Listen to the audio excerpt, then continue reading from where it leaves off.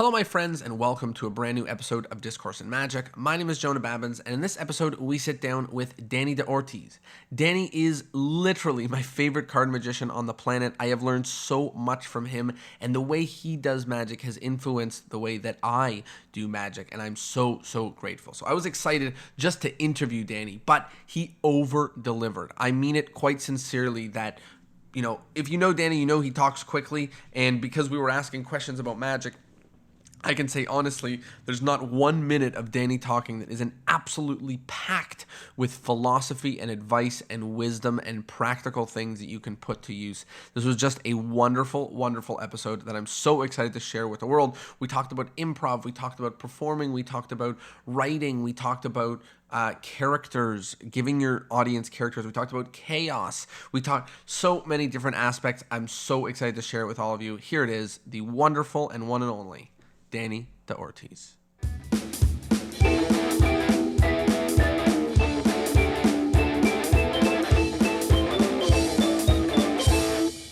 Hello, everybody, and welcome to Discourse in Magic. My name is Jonah Babbins, and we are here with the one and only Dani DaOrtiz. Dani, how are you? Wow, unbelievable, my friend. How are you? I am doing so well. I'm super excited to have you here. We also have Javier Natera here helping us with just making this as clear and amazing as possible. And I'm so excited. So let's get into it. Dani, how are you? How have you been doing? Very, very good. Now here in Spain, nothing, only to prepare new project, to work, to enjoy the magic and with the family in this situation. Now it's very good because I am with the family and enjoy the magic and the life. You know what? For some people, just this situation has allowed us to spend our time doing the things that we love the most. So that's very special. And you've been doing some amazing things, bringing magic online, virtual, a lot of learning and a lot of magic live events that you've been doing too. I love this because every time my magic in internet is more how you say it's more and more and more and more. I love to travel. I love to do magic in show in live. I love, but also I love to do in internet. You know why? Because in internet it's a very big audience. It's a very big people. It's not possible to see in live. Okay. And for these people also you need to work. For these people also you need to think. And also you can do the same. You can do your show in live for internet. Then it's a perfect combination. No? And this stage for me is very, very good because I have time for organizing myself. I have time for to create new thing. I have time for to investigation new ways for to sharing my magic. And this is good. This is. But if I am traveling all day, this is not possible to take a break, take a relax, and I continue studying this fascinating way in life, no, in internet. I'm with you 100%. And I want to let's get started. Let's talk a little bit about how you got into magic. How did you find magic? How did magic find you? I don't remember because I was very, very young. I only maybe 4 years old when I see Juan Tamariz in TV. And this is because my parent tell me, my mother tell me, because I don't remember. And after that, my father give me a magic box of Tamariz until now. But I don't remember when. Because Tamariz in Spain is very, very popular. In this time, almost 4 years ago, it's only one TV channel in the TV. Then when Tamariz appear in TV, it's very, very popular. Everybody see Tamariz. And I feel, or maybe I think, when what I see in my family, when my family see Tamariz, this fascination, this is, I don't know, but I was 4 years old, no? But I think is what I say, wow, I want to do that. Okay, I want the people to do exactly the same with me. I don't know. I think, but I don't know. But it doesn't matter because the more important thing is 40 years later, I am here doing the same than Juan. This is the more important for me. For sure. I want to talk a little bit in a moment about, some important mentors and some important magicians that you worked with. But talk to me a little bit about the beginning of that journey. So you started getting into magic. Maybe we don't remember exactly how. I'm with you on that. It was very early. Where did you go? Where did you go to start learning and finding magic? I am lucky and at the same time not because I learn alone. Okay, I live in Estepona. Estepona is very far from everything. Not now, but 40 years ago, yes. No, the magic was in Madrid or in Barcelona, but Estepona is like 600 kilometers from Madrid, and I learned alone.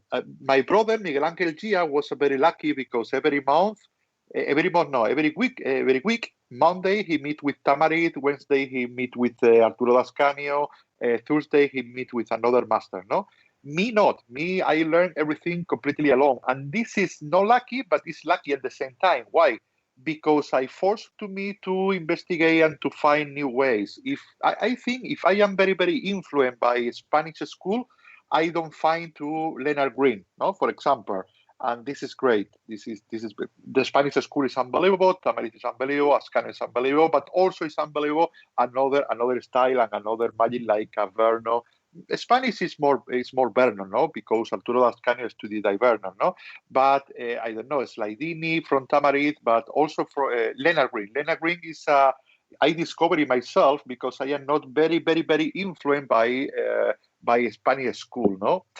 Is the influence by Spanish school is when I am more or less 15 years, okay, when I start to travel, when I go to Madrid, when I go to Barcelona, but my begin is completely alone, and because I am alone, I need to investigate, I need to see another magic, I need to, because now it's very easy and it's very access, you can access to everything, no, but 30 years ago this is not possible, and this is why I make myself, because I am not, I have no mirror in front of me. And this is why, in this moment, of course, I am more Tamarit style because Tamarit always was my teacher, personal or no personal, doesn't matter, but was my big influence. But I am not influenced by other master in Spanish because I never have contact with this master until later, until later. And this is why I think is because I start to make my personality, my style, my point of view, my. If you ask to David Williamson who is Dani DaOrtiz, David Williamson always tell you the same. No, Dani DaOrtiz is Leonard Green than eats Tamarit. For me, this is true. For me, this is true. And when the people tell me you look like Juan, or you look like Leonard, or you look like, always the magician say no, but my style is the of no, it's no excuse. Yes, I look like, because this is my father, this is my big influence in magic, and because it's my big influence, I want to be like they. Of course, you look like your father, you look like your mother. Why you need to say I am not his son? No, my magic is his magic. My magic is a mix of the talents that I like, and Leonard and Juan is the best influence for me. Wow. There's so many amazing things there. The first is, I think it's really clear that you have a unique style to your magic. Do you think that came from having to figure it out yourself and not work with people so closely? My style is because from very long time I do magic in the bar, from Monday to Sunday. Okay, Monday to Sunday, every day magic in bar. And when you are doing magic in bar, sometimes the music is very hard, sometimes it's no music, sometimes it's a little group of 3 or 4 people, sometimes it's bigger, sometimes the people is seats, sometimes the people is stand up, sometimes the people want to see magic, sometimes not. Then I do that every day, and my style is very fresh. And always in this moment, always I do the same tricks. Always I do the same. If you do the same trick for completely different situations, your tricks every time is better and better and better. Later, in more or less 2006, when I decide only to do show sessions, when I decide to do shows, when I decide to do theaters, magic in theater with camera, with that, I don't decide to change my style. My style need to be exactly the same because this is the style I love. Okay, this style teach me to see the magic from a spectator point of view. The more important thing is to see the magic from a spectator. What the spectator is feeling, not what I am doing. Not what I am doing, what the spectator is feeling, because what the spectator is feeling, I do one thing or another thing, or one way or another way. And this style born in the bars. Don't born in my room. Don't born because I sit and I write how I do. No. This is my style born in a bar, born working, born around the people. And now when I do any lecture, when I do any seminar, when I do any show in the theater or in the seminar, my style is exactly the same style than always. The more important thing is what the spectators is feeling. This is the more important for me. And I want to say, I have to thank you because when it was maybe 10 years ago, I discovered Utopia. And it changed my direction in magic from really worrying so much about, oh, my finger needs to be here because I want them to stare at the deck while I do this, to completely thinking about everything the opposite way. And now my top change, it doesn't matter. I use my whole hand, and it's only focused on how they actually feel about what's going on.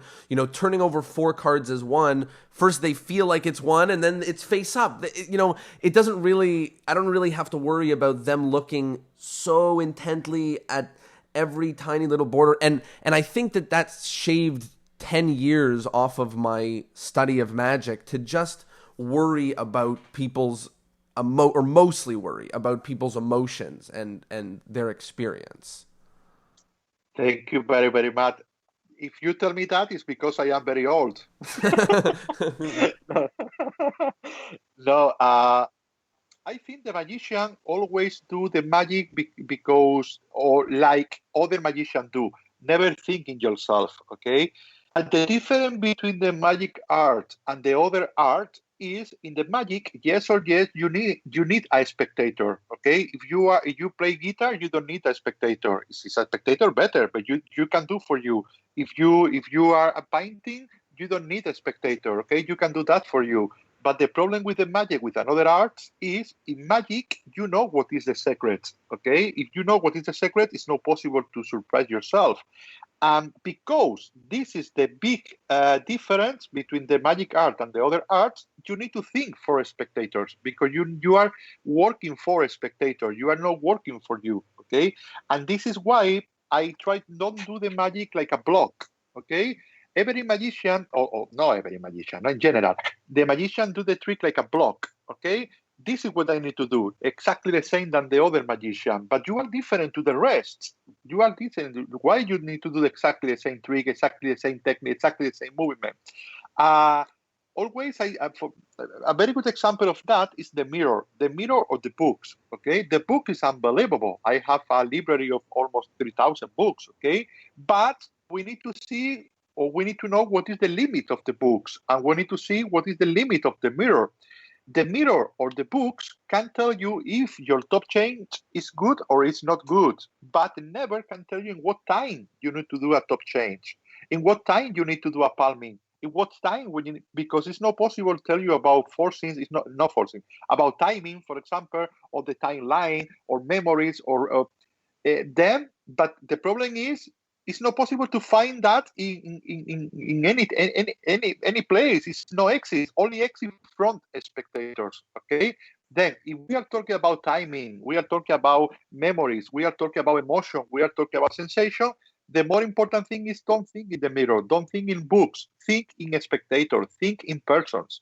The books or the mirror only can help you. It's very, very, very important for you, but only can help you, but no can construct you. No, don't, the book don't make you, okay? The spectator make you, not the books or not the mirror. But the books and the mirror is very, very important, not the mirror. It's interesting because it feels like, and I want us to talk in a second about, it feels like improvising, but it's not really.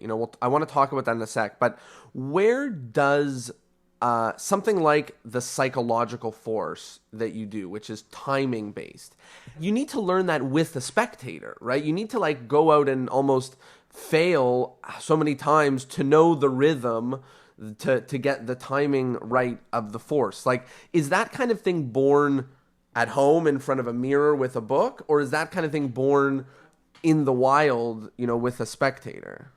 Now it's very, very easy to see because what you see now in my hand or in my style is the It's the conclusion of years and years and years and years. But when I start to do this style of magic, it's liter by liter, it's second by second, it's day by day, it's file by file. Okay. Now it's very, very easy. I go and I tell you, look at any car. Okay, your car is the 6 of hearts. Okay. Now it's very easy to do that because I do that hundreds times, hundred times. But 20 years ago, this was completely different, and every day is better and better and better. But every day is from a spectator. Okay, a very good example how the important is the spectator is if you ask a number to if you are, for example, I need to force you a number, the number 18. Okay, estimation the 18 or 19. I tell you, Javier, can you help me? Is qué, cómo y por qué? What, how, and why. What, how, and why. This is what you need to do, no? If I tell you, tell me any number, okay, but very big number, big between 1 and 20, but big, difficult. What I tell you now, you understand everything. For you, it's not strange. You think the number 18 or 17 or 19, okay? Because in the moment you ask for yourself, why bigger, okay, you have the solution, you have the answer. I put the answer before you have the question, okay? This technique, for example, is only possible practice from a spectator. It's not possible practice from mirrors, okay? Because if you are in front of the mirror and you ask to a mirror, tell me a number, very big number, difficult number, between 1 and 20, but difficult number. You are waiting and waiting days and years. The mirror never answers you. And this is only a little example. I can tell you exactly the same example if I am talking about the handling of the spectator, okay? Sometimes we need to do palming, or sometimes we need to do a forcing, okay? But the force not depend of the trick. When you read a book or when you see a video, when you see the magician tell you, now you do the classic force, okay? But he tell you do the classic four because he do the classic four and for he is good, but never not for you, because the classic four, but where? What spectator? The spectator to my right, the spectator to my left. Because if I am stand up, now it's not the classic four. Now it's better the fan four. If I am seat, how I palming? If I am spectators around me, or is the spectator never exists. If you read a book, the spectator never exists. Or if you are practicing in front of a mirror, the spectator never exists. Okay. The only way to find a spectator is to do magic for spectators. Okay. With that, I don't tell you the book is bad. No, the book is unbelievable. The book is one of the best way, because you can read the experience or the ideas or the magic of another. But you need to see the book is only one part of your exercise, of your growing. You every day you are best. The books is a very important part, but the other important part is to do magic. Do magic. Do and do and do and do. Because when you do magic, you learn you know yourself better, and you know the spectator better, because you do magic for a spectator. Everything when you read in a book, you only understand if you do the magic for spectators. I want to talk a little bit about the improvisation, because when you perform, you both say and make it seem and feel like it's very improvised. And it actually took me seeing you perform and lecture multiple different times and places to go, hold on one second, this is not really improvised. And then later you started speaking a little bit more about, really that it's not improvised, but it's supposed to feel that way. And I think that a lot of that maybe gets lost, because a lot of magicians maybe do improvise, whether it's the trick or the blocks or the show. They do improvise because it feels right or seems right. Can you talk a little bit about what's really going on? Really, I improvise, I not improvise at the same time. I remember many years ago, I asked to Tamariz, no? I asked the same question to Tamariz, and I asked to Tamariz, because Tamariz tell me in one conversation, he told me, everything what I do is improvisation. And I answered him, no, don't lie to me, not true, because I see you in many, many shows, and always you do the same and the same way. And he told me, yes, but I never see to write my show. What you see is the same show I do one day, another day, another day, another day. And what you see is what is the best of this show while in the years, okay? Because I do this show for 20 years. And what is not good for the show, I remove. And what is good, I put in the show. And now you can see a very good show, and this show is made inside improvisation, okay? Because I never see to write a show. This is one thing, okay? And the other thing is, I learn, no, ¿cómo se dice? Yo construyo, I make my, ¿cómo se dice? Muscle memory, okay? You know what is the muscle memory? Yep. Muscle memory, where you put all information you don't need to think, okay? Then, when I say I improvise, it's true and not true at the same time, because I don't know what I do. But when I start to do, I do like always, okay? Because how I do is what is in my muscle memory. This is the name of that is working at home. Working at home is to do exactly the same like always. If I need to do a trick and I need to do a force in this trick, always I force to the spectator to my left in this trick, in this specific trick. Why? Because I learn to my body to be ready for every situation. This is why the gag is the same, my attitude is the same, my movement is the same. If I am stand up, always I am stand up in this moment, in this trick, always the same, always the same.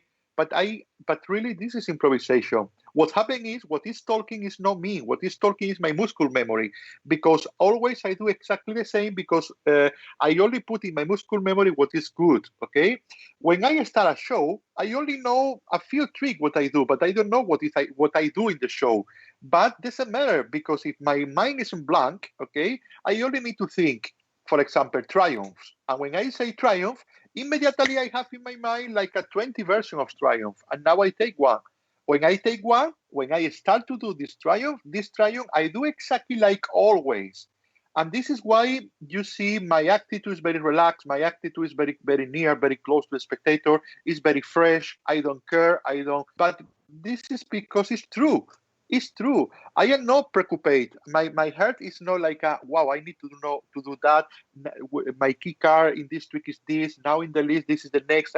No. Because everything is improvisation. At the same time, it's not improvisation, because I am completely sure everything what I do 100 times before. Okay, for me, the name is spontaneous. Spontaneous is more than improvisation, because to improvisate is to make a new trick or to make a new routine. This for me is impossible. How I can make a new routine from a spectator? This is if I need to improvisate like a real, but this is impossible. How I do that? I don't know. I am very bad at improvisation. Okay, but for me it's better if I am spontaneous. Okay, I don't know what I do, but what I do 100 times before. Then it's improvisation, and at the same time it's not improvisation. Okay, everything need to be under control, completely everything. Okay, because you are the boss in your session. The people depend of you. The emotion of the people depend of you. And to improvise is not a very good way to make emotion to the spectator if you are not very good improvisation. Okay, I don't know to improvise, but I know to play with the spontaneous. When you go into a show, do you know the tricks that you're going to be doing, or? I know the tricks, but I can change and the moment. And also a little part in the beginning is real improvisation, the little parts, okay, in the beginning. I have my show, I have like a block, okay? This is another rules, is the rules of the 20 minutes, okay? In the show, everything needs to change after 20 minutes. If I tell you, for example, look like this table is floating, the people say, wow, the table is floating, it's unbelievable. But 20 minutes later, the people is feeling the same emotion. Now it's boring. The effect is unbelievable. It's floating a table for, wow, unbelievable. But more than 20 minutes is very boring. If I float another table and a second table, now the emotion is not very, very strong. The emotion is because the people lived the emotion before. And this is why, for me, in my session, every need to change every 20 minutes. Okay, my attitude change, my style change. For example, my first 20 minutes in the show is very, very fast. It's like a jazz magic. It's ta ta ta. The car is here. I think any car. I clap and the car, everything ta ta ta. But the second The second block is completely the opposite. I do the mathematical trick, for example, where everything is very relaxed. It's no magic continuous. It's the people left. Ha ha ha ha ha. It's completely different. After is coming the third block where I talk about history of magic. I talk about Vernon. I talk about Hothinser. I do trick about everything is changing. Everything is changing for making new emotion or fresh emotion in the spectator. Okay. Uh, in this block, I only put a specific trick. For example, in every block, I have like a 20, 30, or 50 tricks, okay? In the first block, I have 100 of tricks because always is a very flash effect, very, very fast. It's what I love, okay? In the second block, I have less tricks, but I have tricks.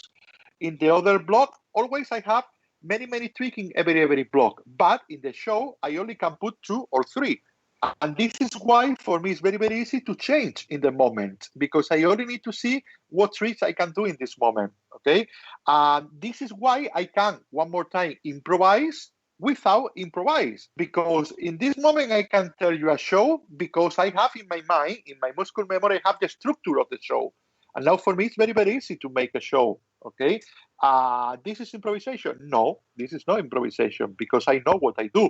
I don't know what is the content. I don't know what is the tricks, but I know what I do. In the show, a bigger part is improvisation.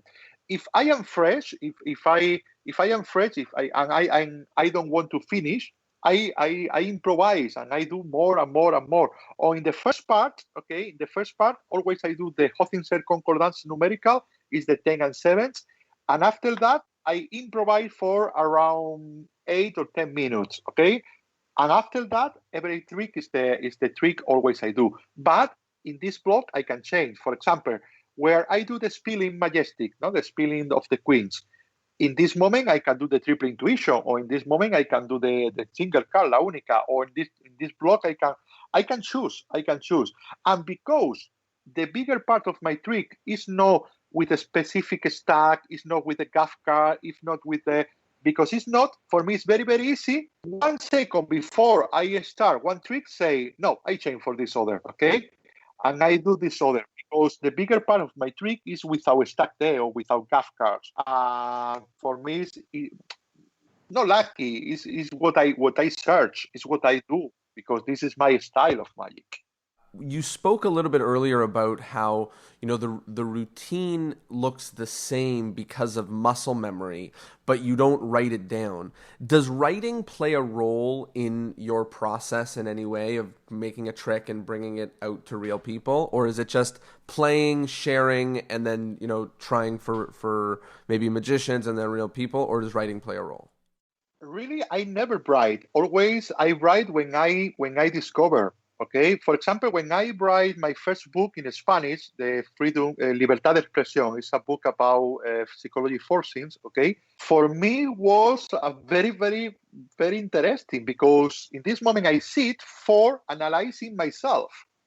I start to see many, many videos. Okay, and I say, wow, this is very good. This is very good, but I don't know how. I don't know.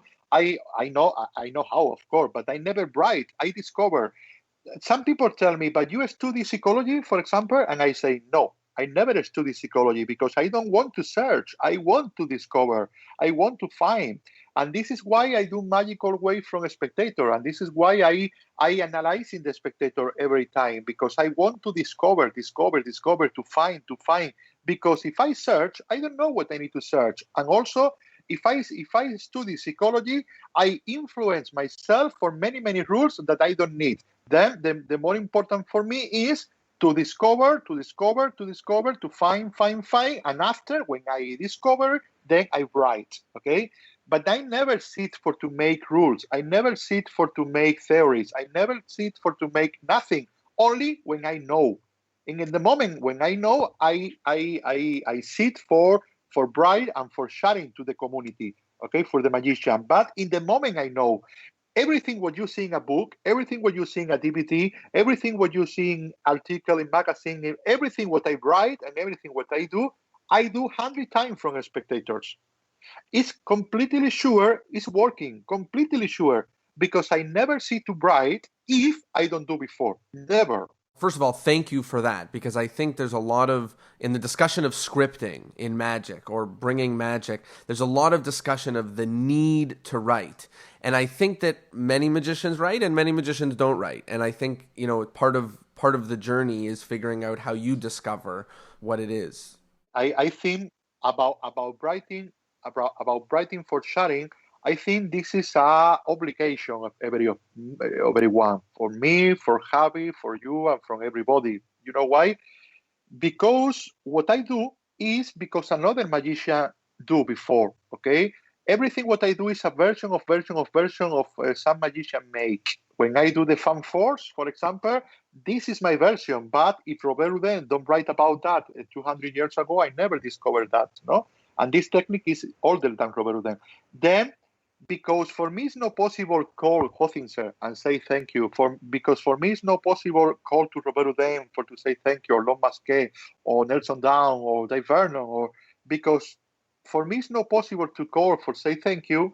My thank you is to do exactly the same that they do, to make and sharing with the community. For the community can do exactly what I do with the other magician. But not only me, you, and everybody need to do the same. My experience, I need to write and sharing with the community, because the magic is not mine. The magic is not yours. The magic is for everybody. And this is why I don't believe in the secrets. Okay, the secret. What is secret? Secret is for a spectator, because the spectator need to surprise. But for magician, don't need to be the secret. The secret, it's not possible you have a secret that is not yours, because some part of this secret is for another magician. And only for that, everything what you make, you need to sharing with the community when you think it's good for sharing, of course. And this is why this is our obligate to sit for bright. Obligate. I want to dig a little bit deeper into that topic of like fake improvisation and that topic from working at home, and this idea of putting everything in its correct place. And the one that really stuck out to me is this idea of designing characters so that it's always the girl on my right, on my left is always the guy. He's always clumsy, and you make him seem clumsy, and it's a little bit for you, a little bit for the audience. Can you explain what that is and why you characterize the spectators? Okay, this is the theory of the memory muscle memory, longer in a timeline for 1 hour for a session. Okay, you imagine you are in your house. Okay, imagine you are in your real house. Imagine you are in your salon, in your favorite table, with your favorite people. Imagine you are with your friends, you are with your daughter if you have, or with your brother or with your sister, with your family in the table, but in your house, where you know where is everything. You know where is your text, you know where is your coin, you know where you have is. It's possible you say, stop 1 second, I go for my room to take my coin, I want to show you something. Okay, imagine this photography. Okay, because this is not possible, because it's not possible the people is coming to your house. For you, you need to take your house and carry your house to the people. And how you do that? You do that doing exactly the same always. Okay.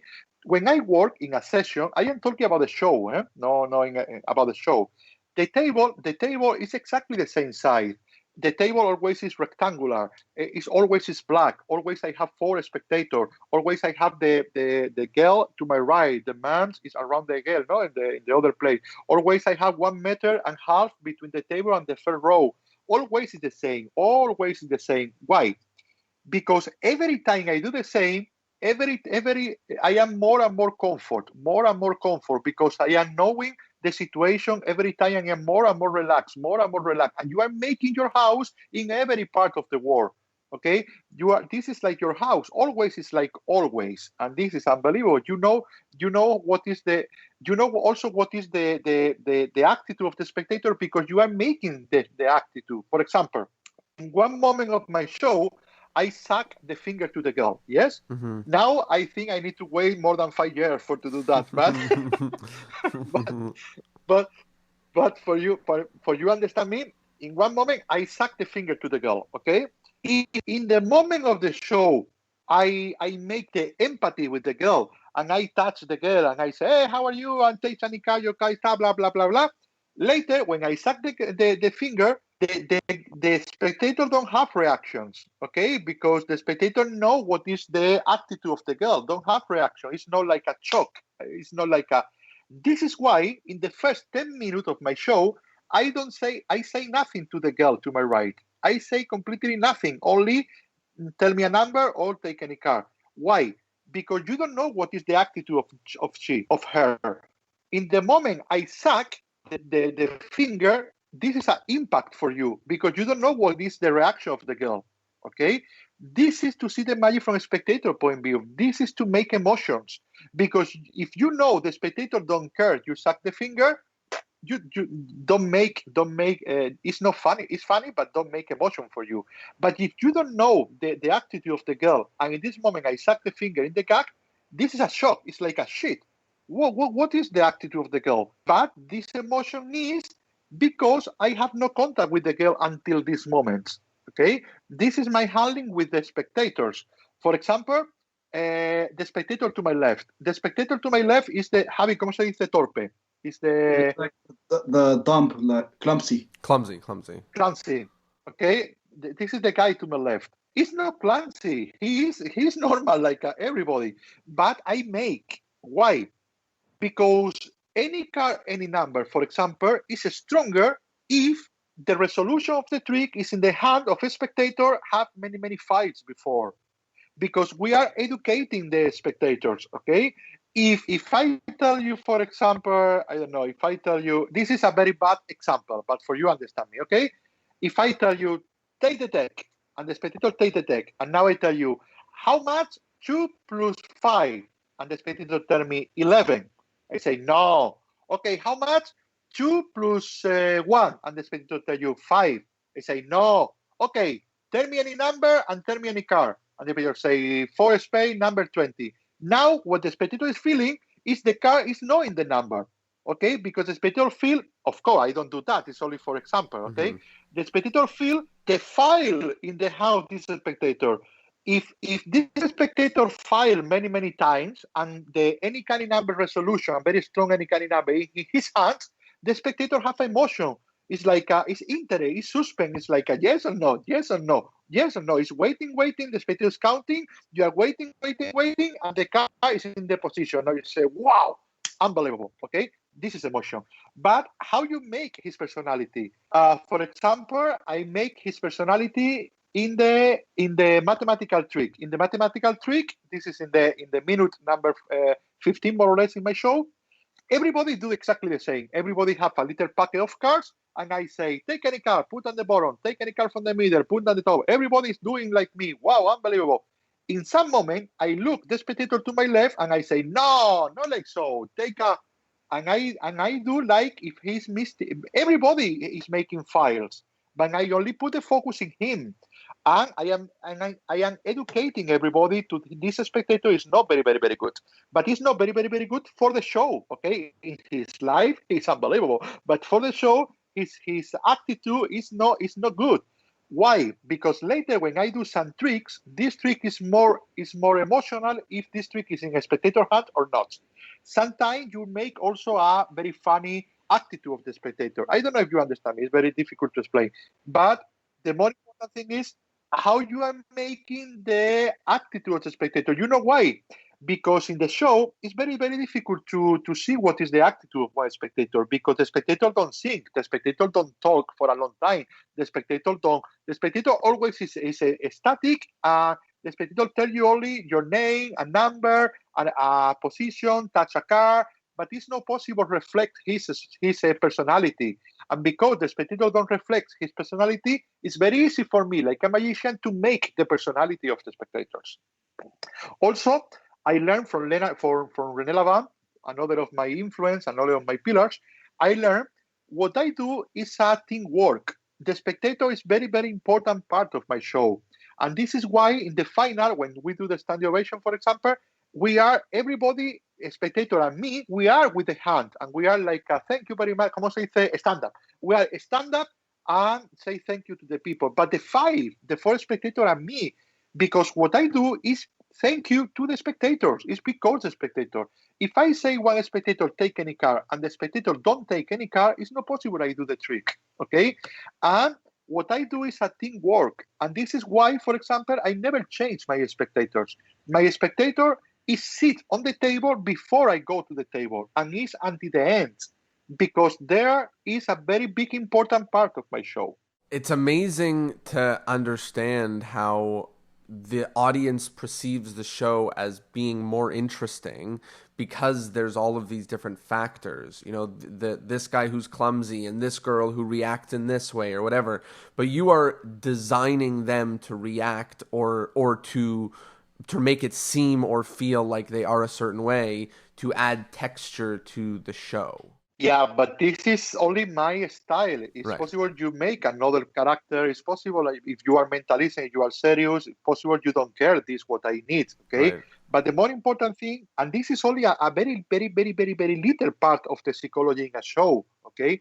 The trick need to be unbelievable, but the trick is the less. Because it's possible I do a trick, the best trick in the world is possible I do, but what you do and what the spectator receive is not, it's better if you handling psychology the reaction of the spectator, okay? Always I say what the spectator see, what the spectator remember, and what the spectator what real happens never is the same. Never is the same.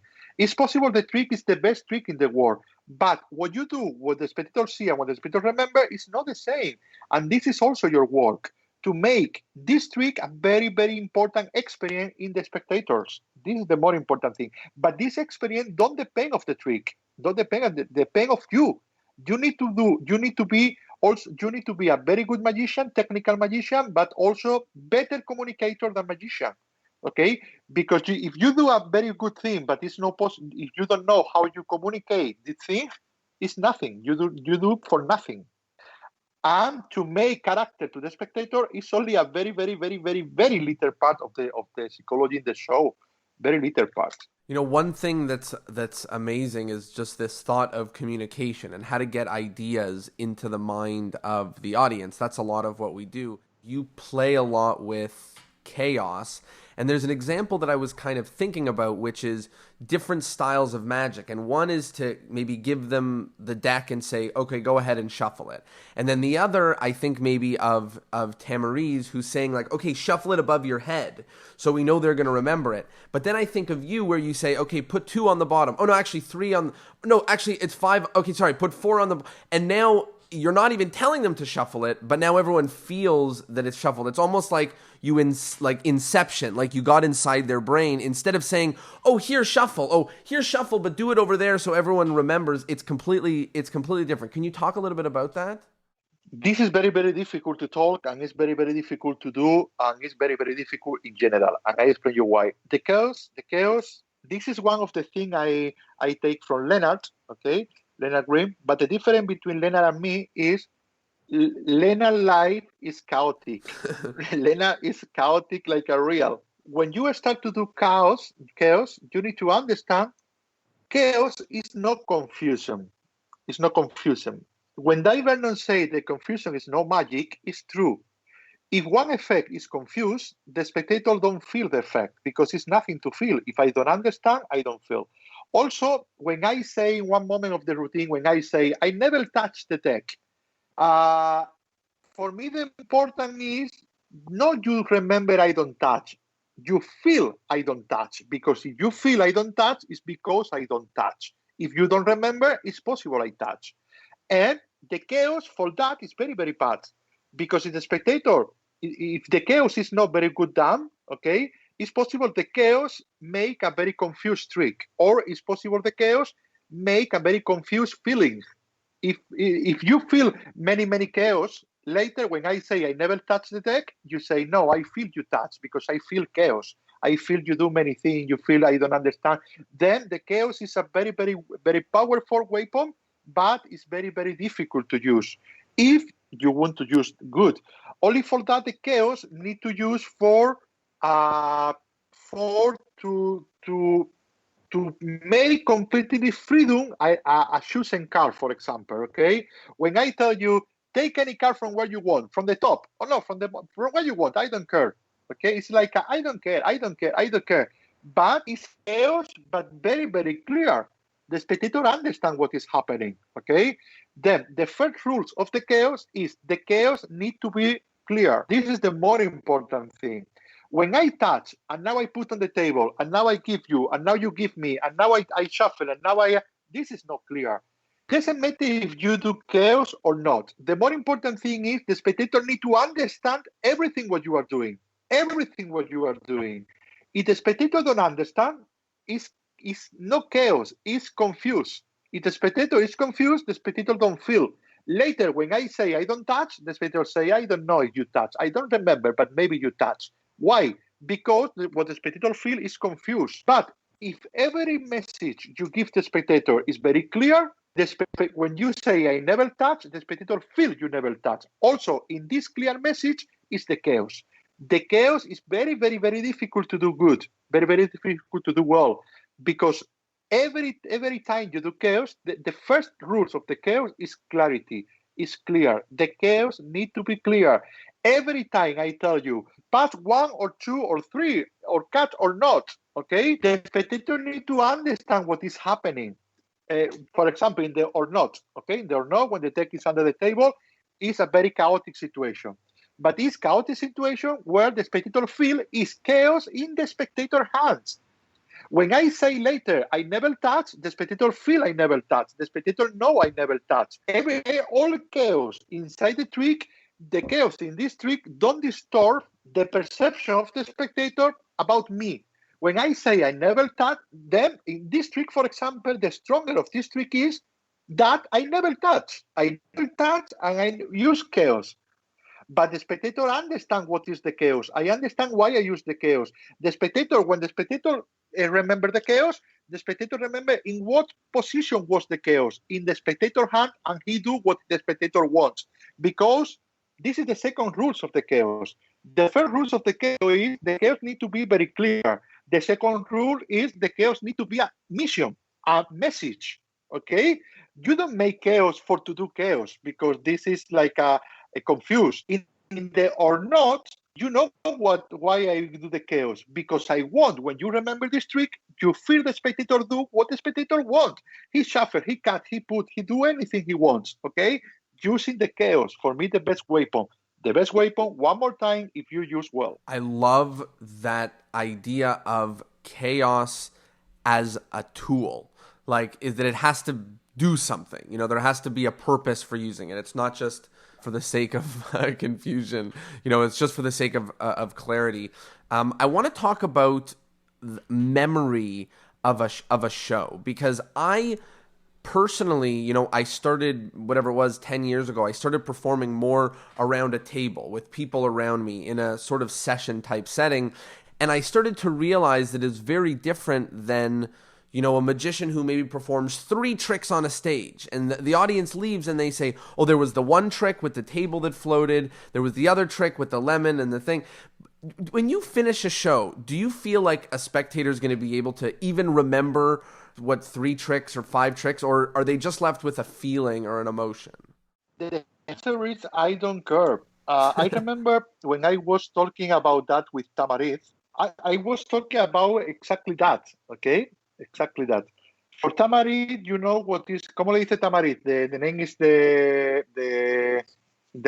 theory of Tamariz, remember? El efecto cometa is The comet. Yeah. Okay? Yeah.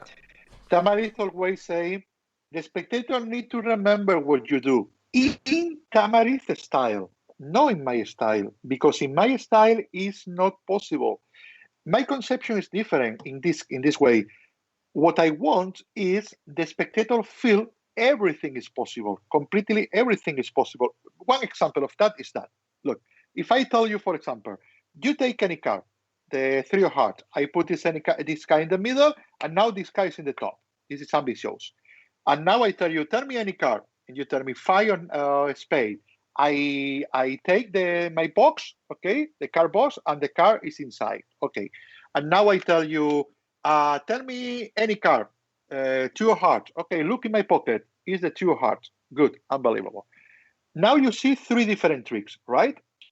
Now we see these three different tricks for another different way. Look, I tell you, tell me any card, 7 8, and I tell you, no, 7 space, no possible. You know why? Why? Because it's inside the cardboard. Look, it's here. It's unbelievable. Okay, I put the 7 spade in the middle. Okay, shuffle the deck. Oh, shit, I need to sign the 7 spade. Can you give me the 7 spade?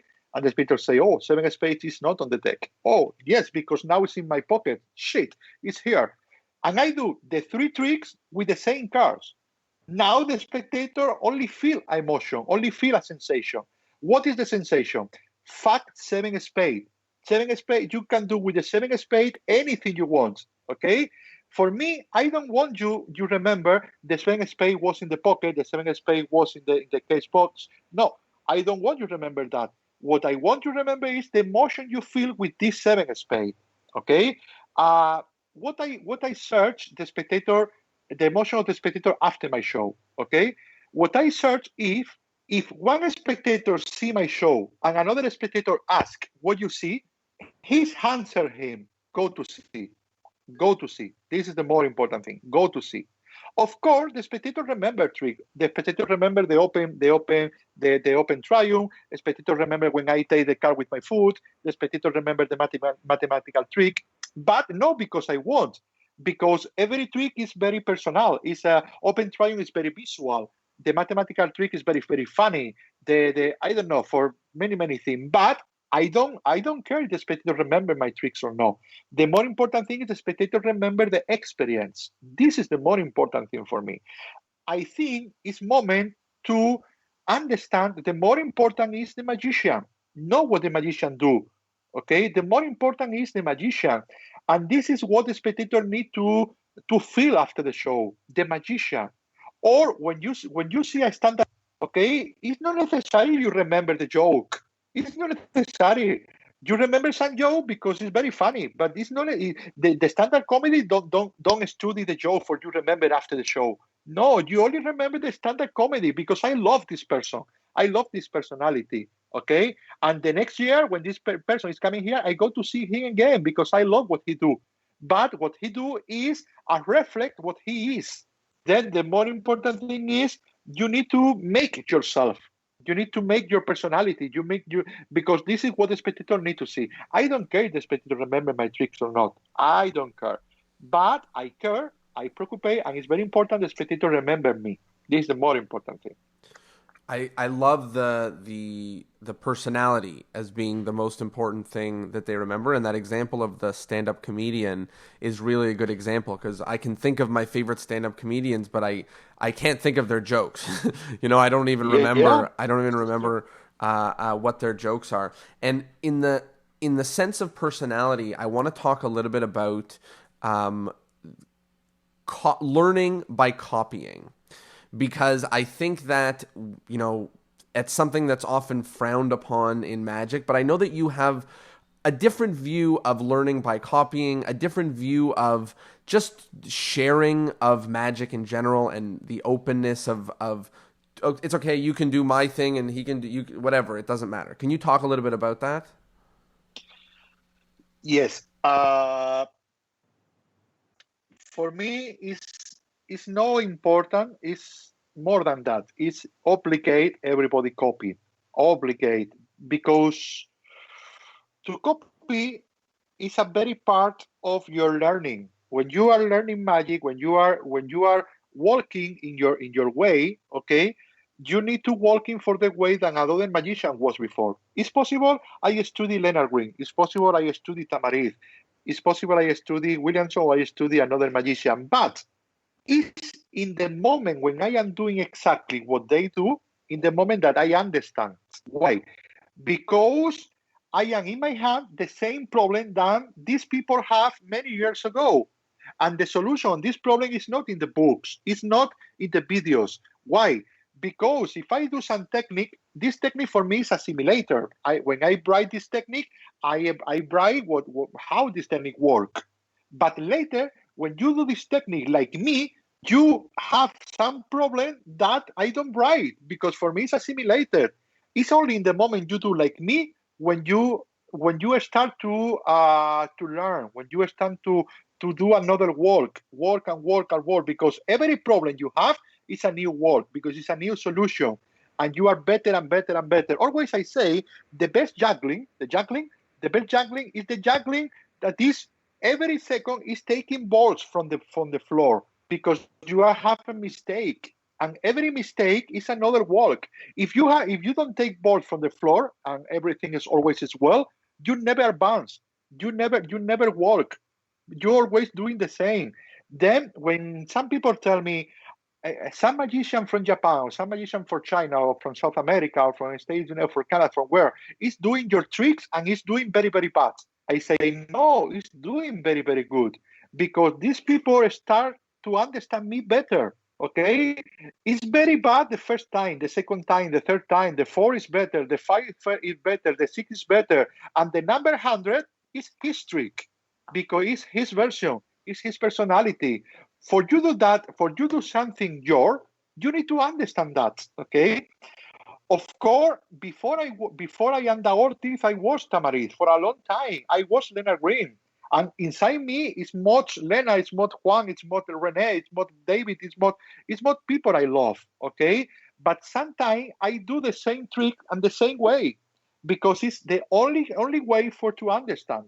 Of course, not in TV, of course, not in the show, but for your friend, for your because it's obviously if you need to understand the handling of Leonard Green, you need to do the handling of Leonard Green, like Leonard Green do. Exactly the same. Because you will have in your hands the problem that Leonard was many years ago. And maybe your solution is different solution than Leonard. Okay. Then to copy is obligate. I am not talking about the ethic, the professional. This is another thing. I am talking copy in your aprendizaje. Aprendizaje, we say in your learning. It's necessary to copy. Necessary for understand. Okay. If you are professional, if you work in TV, this is another thing. Okay. This is another thing. This is the ethic, and everyone is everyone. But I am talking in your learning way. Okay. I think it's necessary. It's great, and the reason I wanted you to chat a little bit about it is because it literally took me like a year to be able to do many of the psychological forces and timing forces that I learned of yours, and then 5 more years to drop the Spanish accent or whatever, like or stop doing any of the things, just losing any of the different bits that weren't really mine, and just discovering the ways that I problem solve on the same things. And now I force things with naturally with rhythm, my own timing, and I understand people, but I certainly wouldn't have got there if I didn't just like know that they were going to say stop on the 7th time because you told me it, and just like, okay, that's what Dani said is going to happen, let's see if it happens. So I just funny, like the reason I'm talking about this is because I went through that journey with your material myself, of going from like mirroring to now feeling like I'm able to work with it in my own way. Thank you. I want to talk a little bit about rhythm, because you opened my eyes in first the lenses of forcing, but just the lenses of the show. I learned a little bit of it from you, and I learned a little bit of it from The Magic Rainbow, just because he writes so clearly about it. Can you talk a little bit about rhythm and magic and how we can learn about that? It's the music of your show, it's the melody of your show when you have no melody in the psychology part. Okay.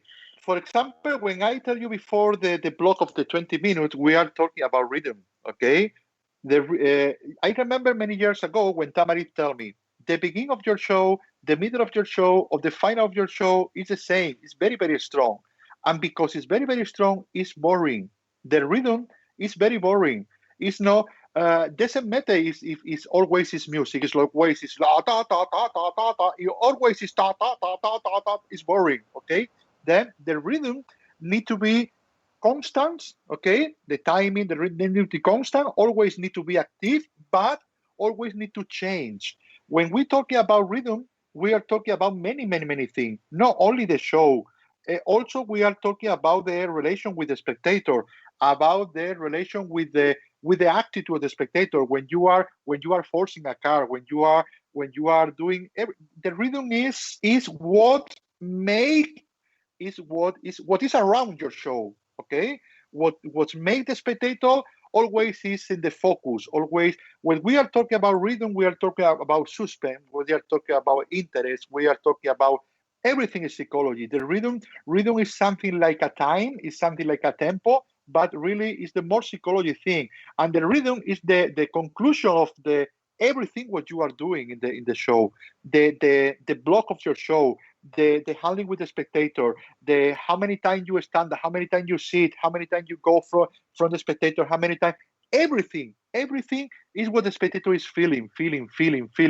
And if this is very, very slow, if this is very, very monotone, the rhythm will be very, very monotone, very, very slow. And this is why the rhythm need to be like a very, very, ¿cómo se dice un hilo? A thread, or always in tension, always, and never break and never relax. Okay, doesn't matter if your attitude is frenetic, or doesn't matter if your attitude is very relaxed, talking a history. The freedom is another completely thing.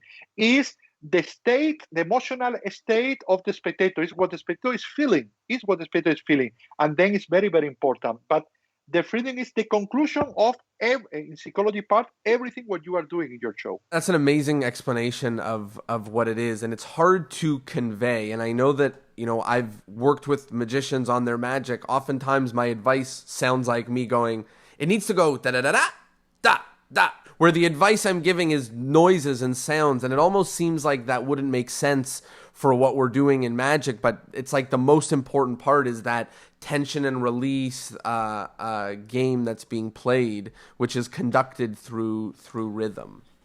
There's a few last things I want to chat about before we get to the wrap-up questions. The first is I just want to talk a little bit about cards in general, playing cards. And, many magicians are maybe card magicians only.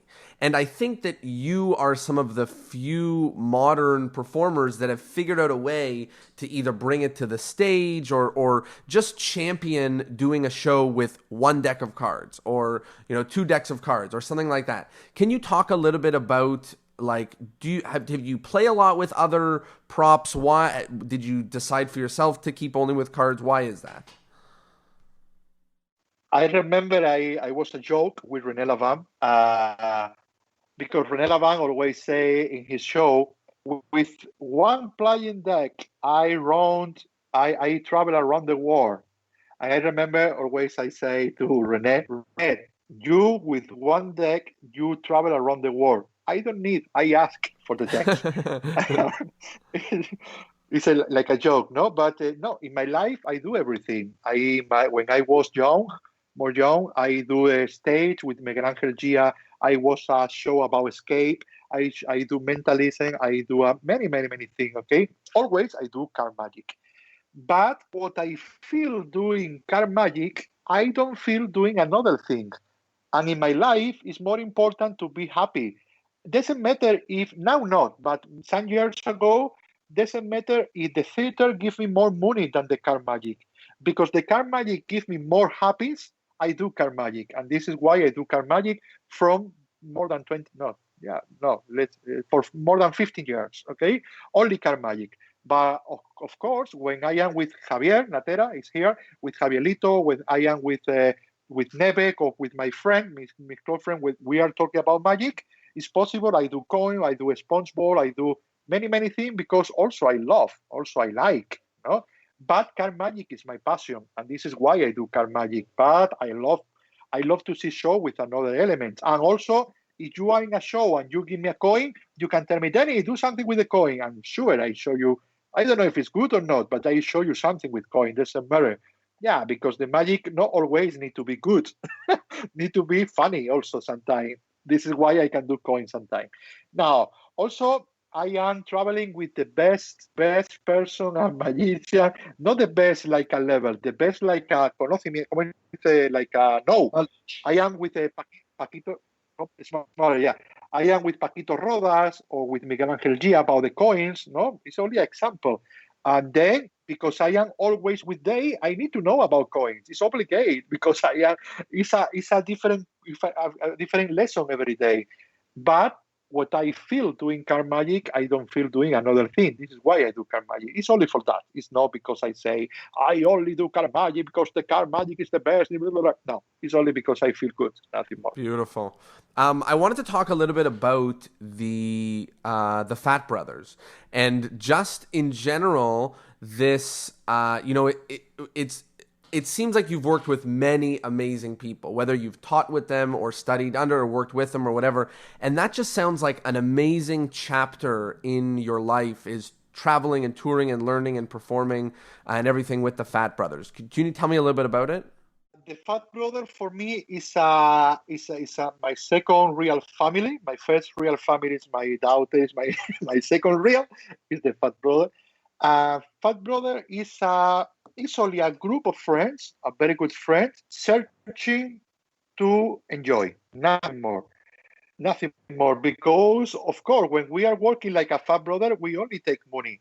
Because only the travel, only the food, it's only for enjoy, because the life is no money. The life is only for enjoy. Sometimes, for example, in 20 days, I am working with the Fat Brother here in Spain, in the north of Spain.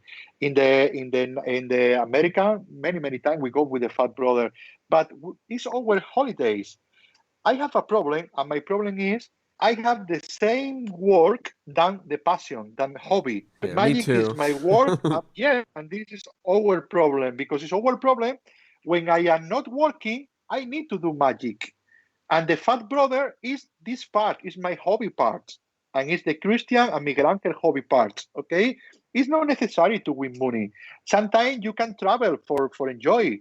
Sometimes you can do magic for enjoy. Sometimes you can go to visit friends for enjoy. Not always is for to take money. And this is Fat Brother. Enjoy, and be happy with the people you love, doing what you love. And only that is Fat Brothers. Beautiful. Only that. Beautiful. The last thing I want to ask before we get to the few wrap-up questions is just about magic, or your magic, for magicians and for lay people. Do you think that it's interpreted differently? Do you think it's interpreted the same? I know obviously you make a lot of references for the magicians, to make jokes when you perform for magicians. But obviously I've seen you do magic for lay people. So can you talk a little bit about, is it the same? Is it different?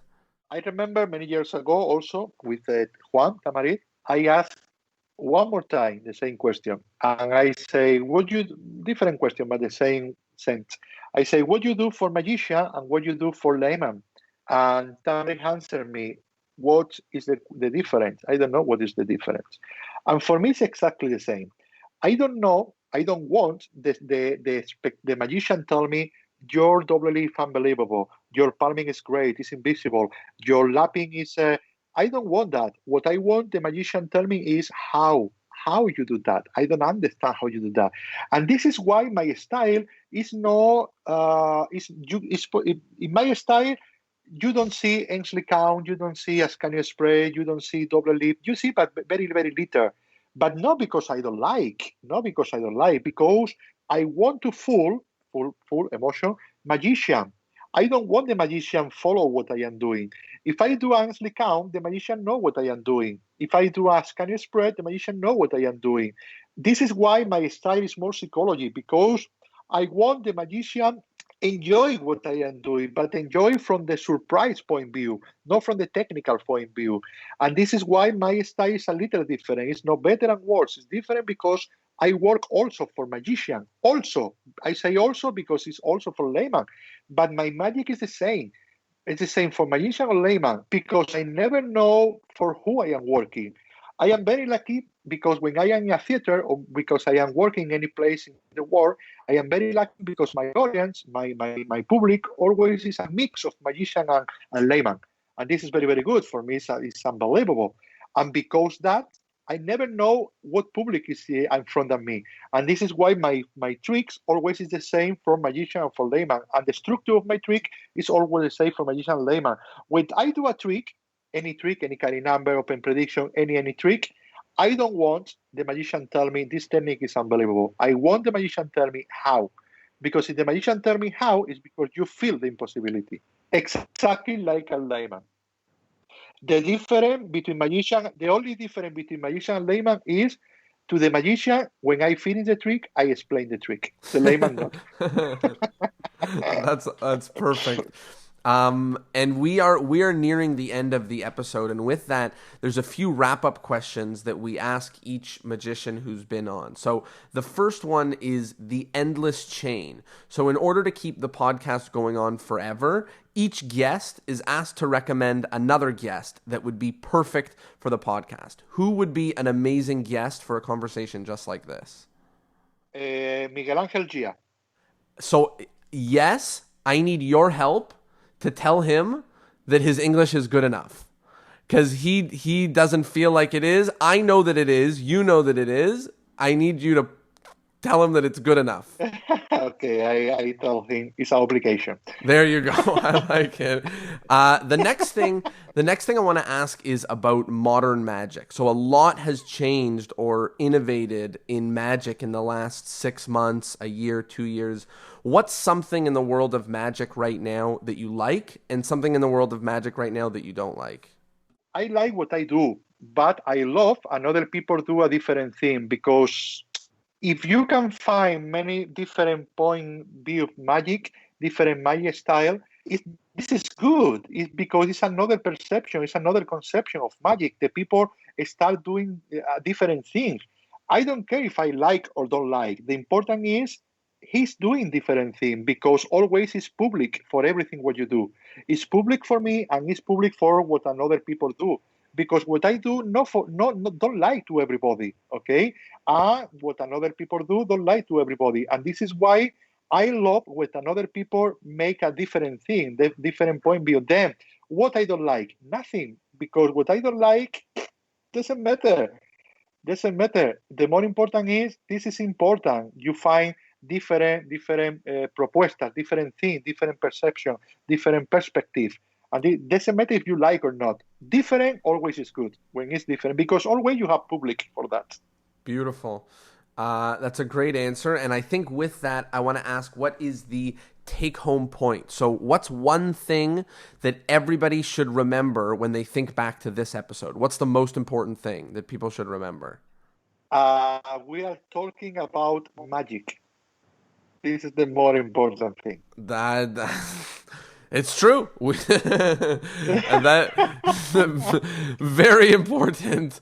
It's true. We are talking about magic. And I think the last is the plugs. Where can people find you, and where can people find out about all of the stuff that you are doing right now with magic online? Where can people go and learn? I do many things, but always I am in my Facebook. It's the faster place to be contact, to see everything what I am doing, because I can tell you about my platform, I can tell you about that, but this is it's not important. The important is go to Facebook. Is everything now. Maybe you ask me the next year and I answer you another thing, but now in Facebook always is a more active place where I am. Well, with that, Dani, thank you so much for sitting down and joining me for this episode. This was really, really amazing and very informative. And Javier, thank you so much for joining us and helping us through. And of course, a big thank you to everybody at home who learned and listened along and is going to put this stuff into the real world. Thank you all, and we'll see you next Thursday. Thank you. Thank you very much.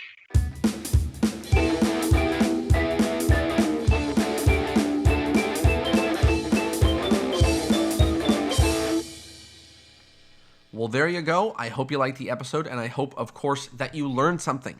As always, what can you put into action? What can you put into the real world? Of course, if you liked the episode, if you learned something, please spread the word and tell a friend. It means the world. It's the only way that the podcast actually spreads and that more people hear about it. So share it, spread the word, tell a friend. It means the world. A big, giant thank you to Dani for joining me, and a thank you to Javier Natera, who joined us secretly on the call. You didn't hear, but he was helping with some of the English and Spanish translations, and I am incredibly grateful. Thank you, Dani. Thank you, Javier. Thank you, and I'll see you next Thursday. Peace.